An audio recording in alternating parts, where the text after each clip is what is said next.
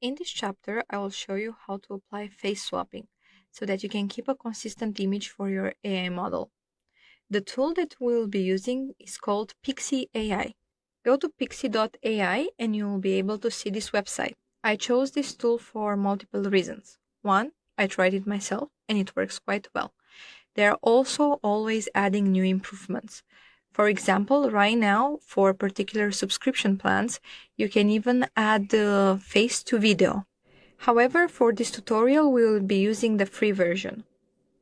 I just want to show you what benefits do we get with the free plan and why I like this software. For the free plan, we get 50 daily credits, which allows to modify multiple images with face swaps.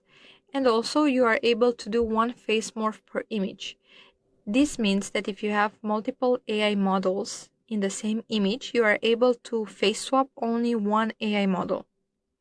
Save up to 20 face IDs means that you can have in your library 20 different AI models' faces that you can add on an image. For Basic and Pro, you get additional features, of course, and you will be able to see all these once we add Pics AI in our Discord. Pics AI is used with Discord, so in the next video, I'll show you how to add it in your Discord server.